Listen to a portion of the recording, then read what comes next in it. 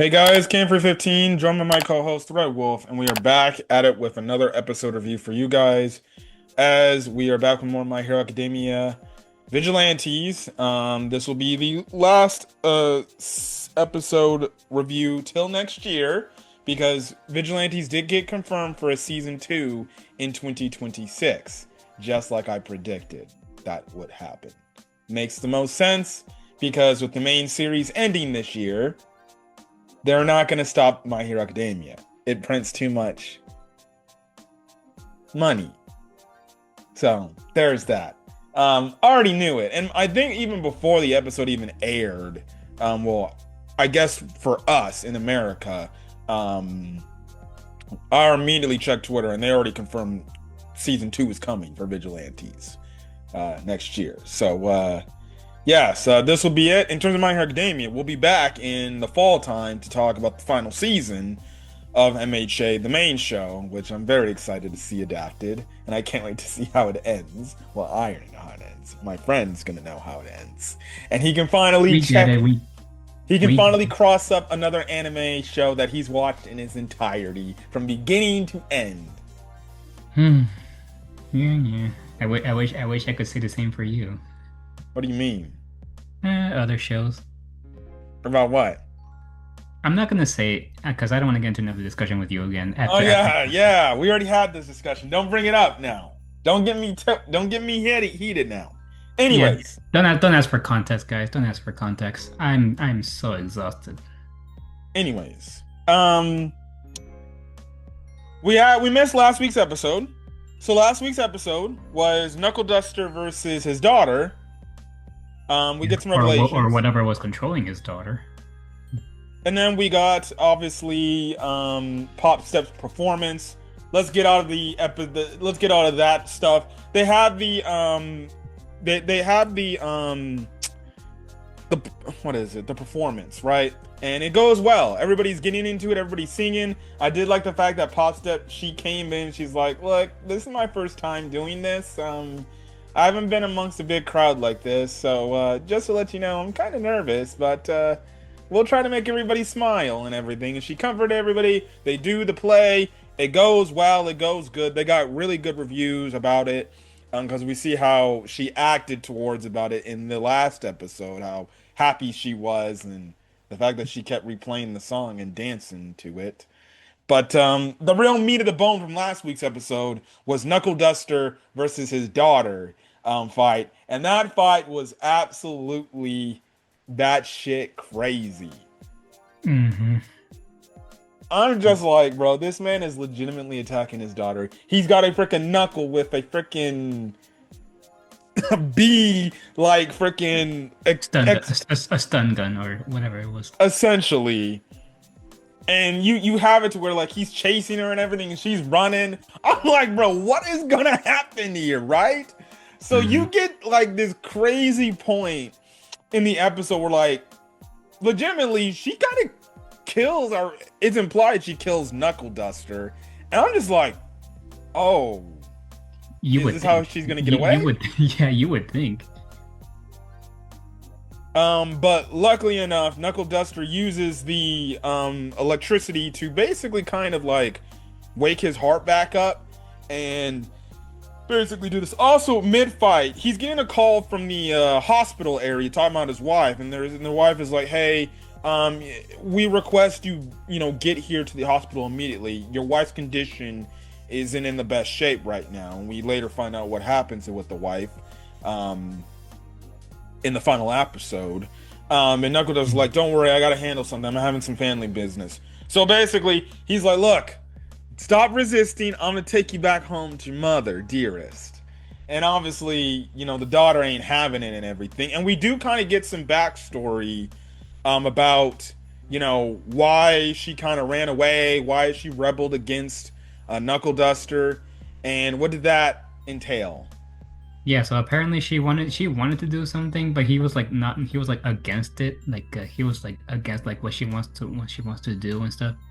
And she was all fed up and she just went out. And Knuckle Duster has been contemplating like I should have been a better father and I should have took a different approach and stuff. But Now he's trying to redeem himself for like, failing as a father. which makes judgment. Good judgment. Hmm. Now, the plot twist of the episode is we find out after, in a weird way, he takes down his daughter. We're like, oh, okay, he takes down his daughter. We end up finding out he goes legitimately in her eyeball socket. And I'm like, huh? And he legitimately pulls out this beehive.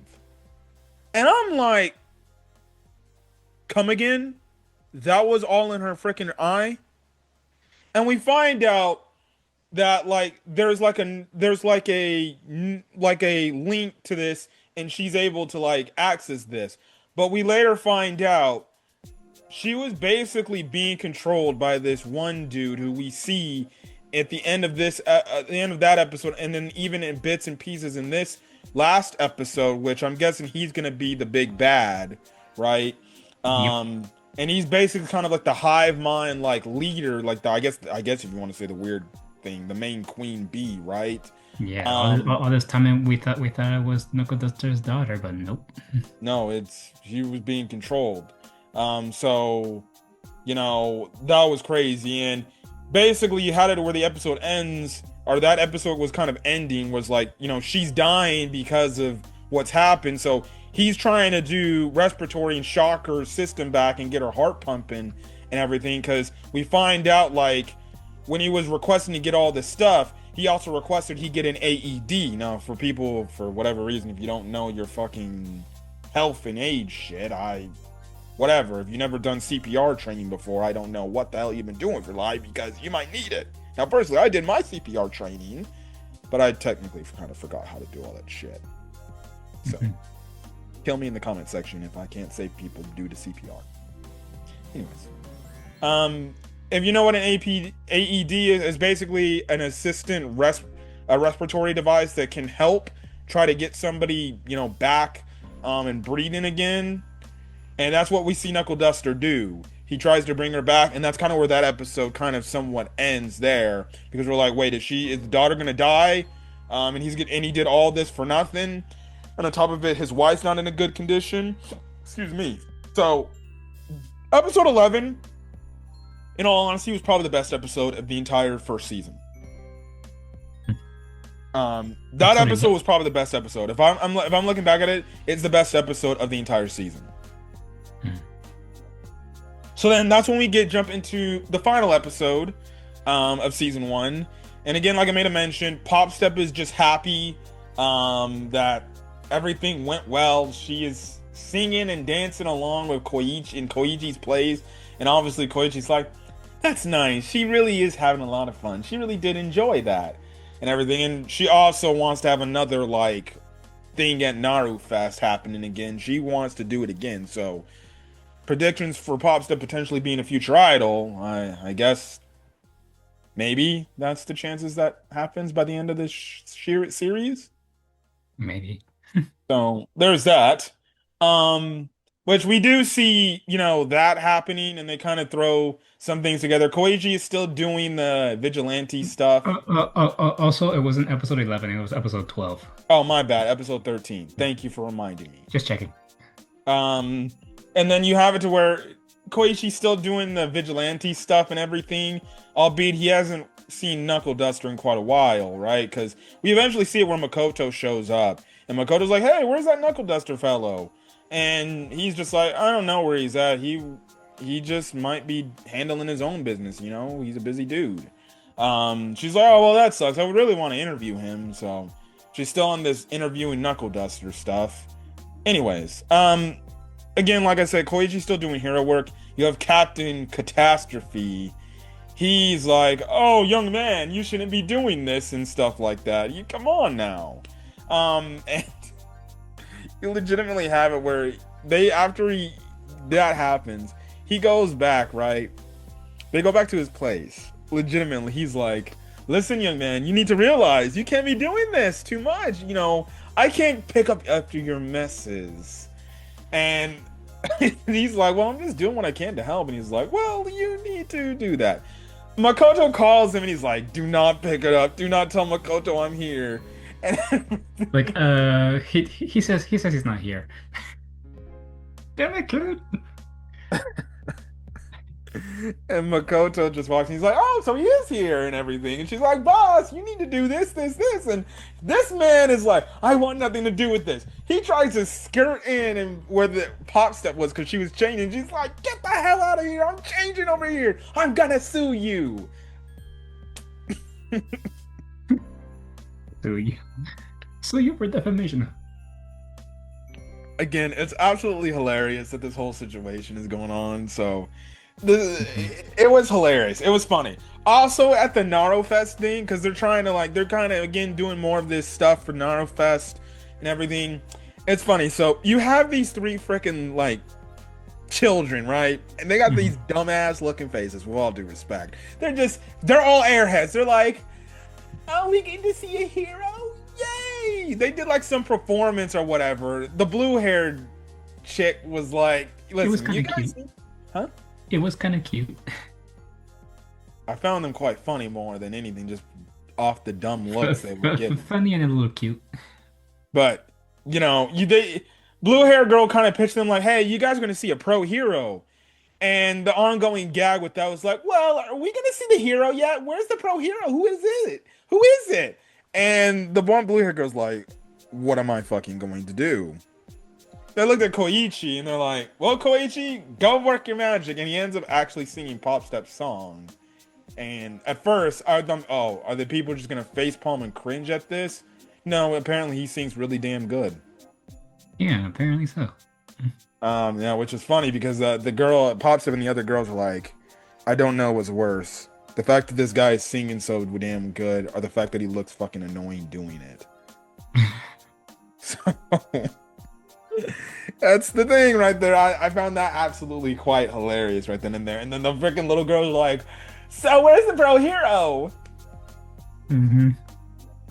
We don't find out if they ever got to see the pro hero, but I would envision they never did.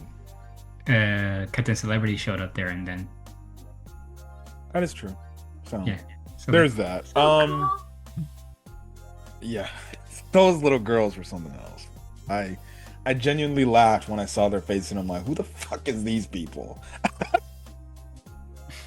I'm sorry, but you have it to where Captain Celebrity and Ida's brother Ingenium, they were doing this commercial shoot, which is why they couldn't appear, at the thing, and that kind of leads into this whole thing of another villain attack, and we see the shaded out face of the man with a scar across his face, who's the bee dude, and we see he ended up giving trigger to the bat dude who we saw earlier in the season, right?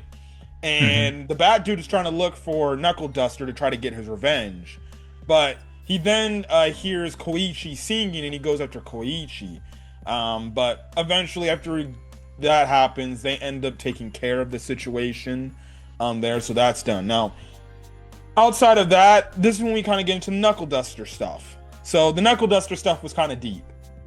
What do we find out about his daughter? well, that she's well, right now she's kind of in a coma right now, and she's when she wakes up to this to that one Spike dude. What was his name?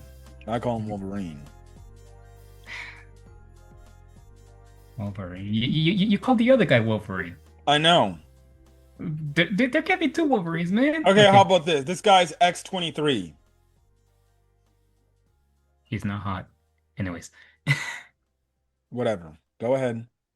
Anyways, she wakes up looking at him saying like, "You don't look good.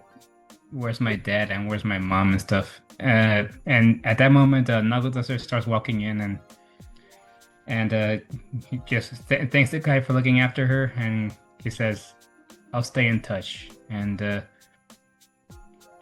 she goes on to ask, "Where's mom?" And this is when we find out what happened to her, like what happened to his wife, and she kind of, well, she died, but not after Knuckle Duster said, I brought our girl back.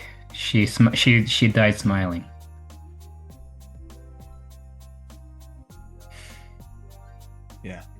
And this time she actually responded and actually heard what he said. Mm-hmm. Continue on with this emotional reunion. Yeah. And yeah. Is there more that I had to say, or? What does he say to end off that storyline? Hmm.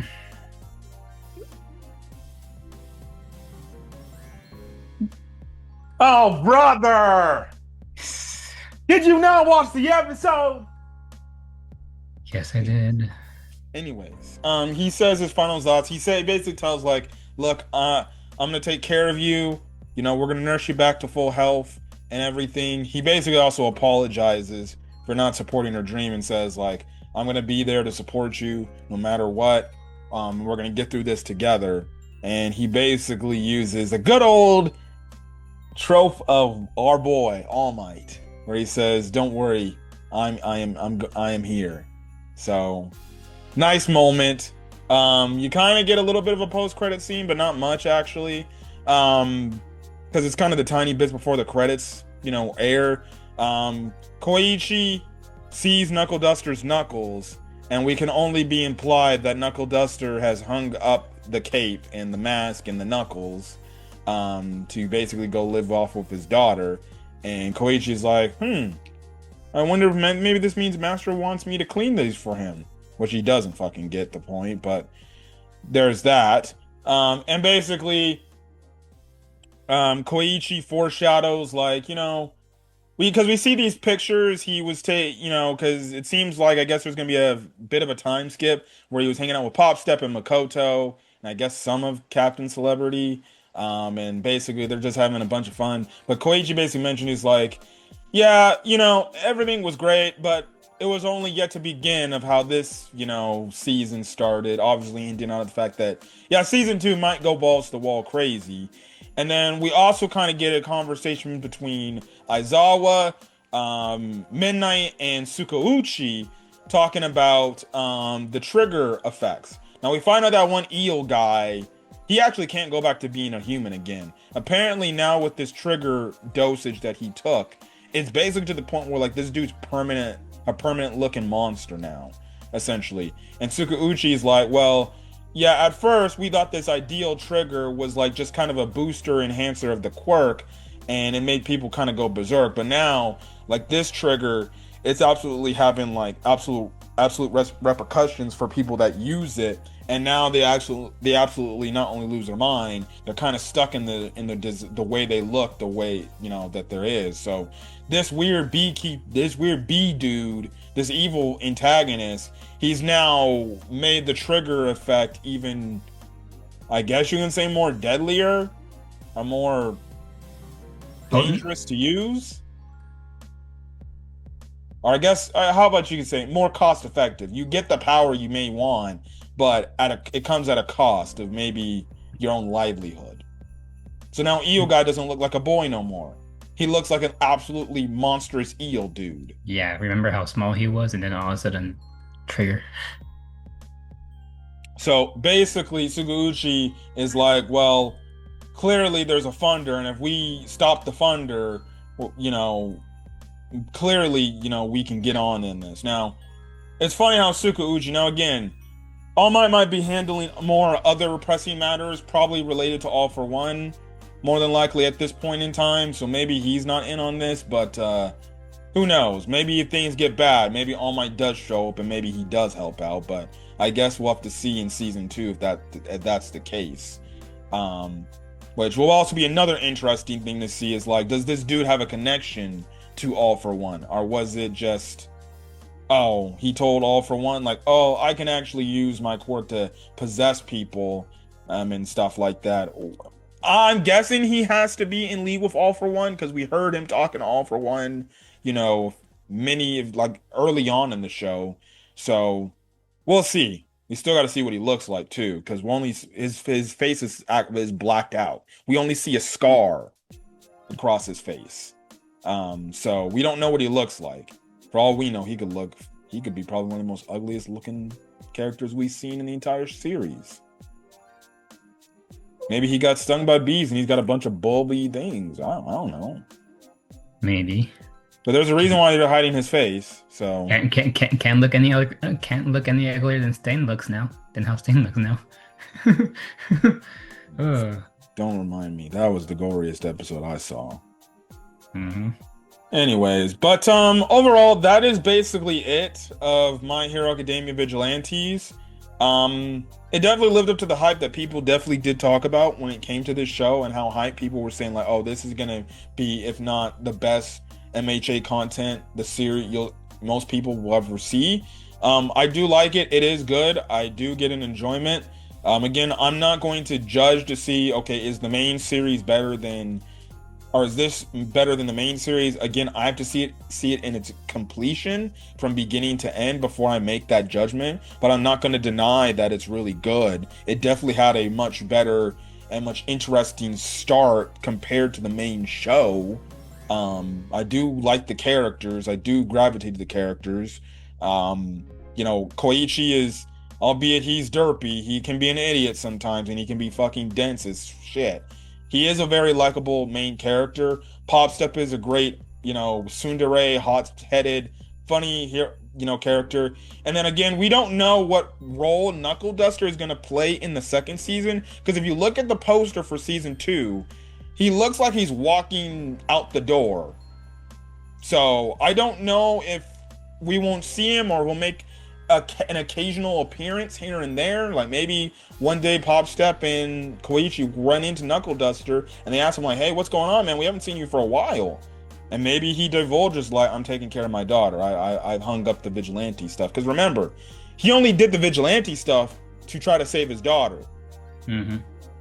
So realistically, his job, his mission is done. He can hang up the vigilante stuff now and go back to being a family person, but this time be getting it right and supporting his daughter fully. So I don't know what role Knuckle Duster is going to play in the second season. I do think he will return, but will he return as his human self, or will he return as Knuckle Duster? That's the question. It's clear, I guess, maybe as Knuckle Duster's leaving, Makoto's clearly going to join the group now that she knows their identities. So yeah, we'll see a role of how. My question is, how is she going to keep this all from her brother? Well, she's kept it from her brother so far, so I don't. But something tells me he's going to eventually find out. He's going to eventually. Well, maybe he knows. I'm still at the prediction. Maybe she ends up getting caught in a situation where she dies. I don't know. Yeah. That's the thing. Also, she did look like a snack in that white bikini. Okay. I somehow I knew you were gonna bring that up. Somehow. Listen, are we not lying though? And you're not lying, but somehow I knew you of all people would bring it up in this video. So there's that. In terms of where this trigger story is gonna go, we'll see. Is it gonna actually, play down maybe this trigger stuff? Maybe before it plays out to because the third movie and stuff like that, because the third movie contains trigger in it. Does it have any ties into that, especially when this show's over? I don't know. And stuff like that. Will we get All For One content in this show, albeit it's pre All For One for the shit we see him do now? We're gonna get more All Might, or we're gonna get more of the B rank heroes. Obviously the Stain stuff is out there, because we still need to see. Oh well, actually no, we don't need to see how he attacked Ida's brother. We just need to see how does Stain get this mindset of no, heroes are fucking shitty. I gotta kill them. I'm not gonna be a villain killer. I'm gonna be a hero killer, right? And stuff like that. But overall, I enjoyed, the first season of My Hero Academia Vigilantes. Anything My Hero Academia, I enjoy personally, and that's even to the haters. Who keep bitching about MHA for all the wrong reasons. Now, the newest thing that they're bitching about is apparently Deku ships now. Even though if you read the manga completely, I'll just say what happens in terms of relationship stuff for him. But I legit found a short regarding that, and this guy talks about how people are upset about it because they're other ships that they want, and he goes cry about it. Yes. Now people are apparently think that Deku and Hagakure had some sort of relationship because He actually like took a picture of Hagakure or something. Makes no You sense. you Shonen fans make no fucking sense. How does taking a picture imply that Deku's going out with Hagakure? Okay, big deal. Great. Whatever. Anyways, um, yeah, My Hero Academia is good despite all the talks of this. Now, the good thing about My Hero Academia Vigilantes is I saw more positives. I heard more positives than negatives. Because of the main show always gets freaking negative people, negative Nancy's, as I like to say, or people that just can't shut the fuck up. Hmm. At least, thank God, I didn't hear none of that about Vigilantes. The only thing I'm gonna miss about Vigilantes, especially going to the second season, is again, I've said this before, I'll say it again. I know Dawn to Dawn's gonna have a brand new opening when that starts on July 3rd, but if you're telling me this is another show that doesn't need a second opening, that first opening was a banger, and I'm gonna miss listening to that opening. We better hope we better hope the second opening is just as much of a banger. We better hope. I hope it is because I'm sorry. Right now, that opening is top 5, maybe top 3 in all of MHA openings, and that's including the main show. That's how Yep. much I liked it. I was driving on the way to work, listening to the show, and I listening to the show on the way to work today, and I'm hearing the song, and I'm like, oh my god! I was happy and pumped, but then I remember like, oh shit, this is gonna be the last time I'm gonna be watching this opening for a while on an episode. Yeah. Unless we rewatch. Yeah, unless we rewatch, which when Vigilantes concludes, I'm gonna actually watch My Hero Academia in chronological order. But like I said again, it doesn't matter. Even after Vigilantes ends for the anime, there's so much the brand can do to make more money and make more shows. Like we could get an All Might spin-off show to see how he rose to becoming the symbol of peace and shit like that. There's so much many avenues. Will there ever be a sequel show to MHA? I don't know. That's all up to Horikoshi. Would I like it? Yes. I would like to see what the characters, especially the main characters, do as adults, but we'll see. We'll see. But overall, your final thoughts of MHA Vigilantes before we get out of here? Again, yeah, I'm the same as you. I really enjoyed it. Like I said, it's kind of hard to say whether I enjoy it better than the original. But yeah, everything you say that I am in agree with, and I will just say this: Deku's got more game than Koichi. He does got more game than Koichi. Again, like I said it, I think the last episode review, the man pulls women. Hmm. Chaco, Melissa Shield, Lady Nagant. Not so sure about that, but yeah. Not so sure about leading the gaunt, but okay. I guess if people want a headcanon, the Fox Lady. Toga. Oh yeah, yeah. You can't forget Toga. He pulled Toga, and Toga just Yeah. fell in love with him from the first look, because he was he was bloodied up. She's like, who is that? Mhm. Yeah, you're right. Yeah, Deku pulls. Deku But he's not pulling. Deku Like I see this freaking art where this man is in the Thanos position, and he's got all the Class 1A girls drooling all over him. There's actual art going around like that. Wait, really? Yes, there's an art that I've been seeing on Twitter where he sits in a chair, he's holding his fist up like he's got the freaking gauntlet, and you Does got he actually have the gauntlet, Momo, Jiro, Hagakure, Mina, Sue, all over him, drooling all over it, and then you got Ochako in the background like. Does he actually have the gauntlet, or no? No, he doesn't. Yeah, I saw somebody post a clip like, apparently Deku slept with all the women in Class A. And I'm just like, bro, you people cannot be that fucking stupid. He's too wholesome for that. And we already know all these other chicks in Class 1A have feelings for some other dudes. Yes. We know, well, we definitely know Jiro has a feelings for Kaminari. Mina clearly has feelings for Kirishima. Hagakure kind of has feelings for, I guess, Ojiro. And then Momo. Some people ship her with Todoroki. In the past, I would also see a ship of Sue and Tokoyami, Loki. Yeah, I don't really ship Sue with anybody in Class A, if we're being honest. I mean, they did team up once, but Yeah, but regardless, that is basically it for our review. We're here long enough. If you guys like the video, leave a like, put in the comment section your thoughts. Hit that subscribe button if you want to get more My Hero Academia content. Again, for people who are subscribed to the channel, we will be back in the fall time, mostly around, I think around October, when the final season of MHA does air for the main show, and we will be reviewing that on a weekly basis. So yeah, there's that. You can hit the subscribe button to any other anime reviews or any other stuff I upload to the channel, like gameplays and things like that. Plug your channel. Yeah, subscribe to my channel also. And I'm so sorry for not uploading for a while. I'm actually working on a video right now. It's just that a friend of mine that I've been collabing with, he's been pretty busy, so that video's on a hold for now. So yeah. And also I'm actually doing some drawing commissions, so yeah, it'll probably be a while until I upload again. So yeah, keep an eye out, hit the subscribe button if you guys want to catch up. Or check out my playlists, because I made a lot of playlists that you guys might have missed. Because I noticed that I make a video which doesn't get that much views, but then the next video that comes after that, it gets like millions of views. Like, okay, are you guys going out of order? The YouTube algorithm. Yeah. That's what Well, it is. anyways, that's it. That's it.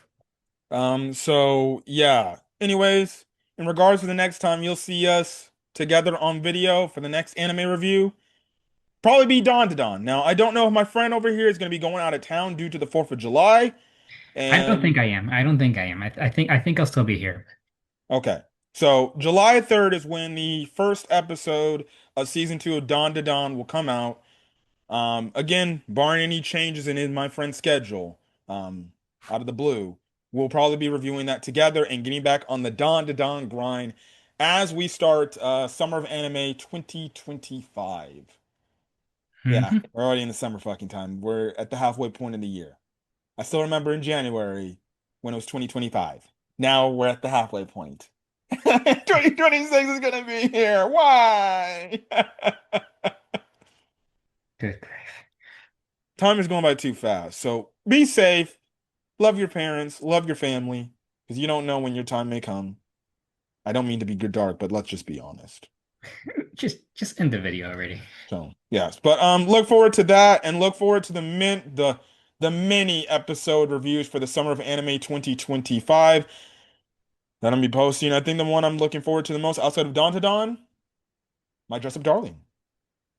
Oh Cannot yes, wait for season. I'm actually rewatching the series actually. So yes, and for Dawn to Dawn people, I will be wearing my tank top. I'm ready. I'm ready. I will not be blue balled again. Okay. Now just end the video already.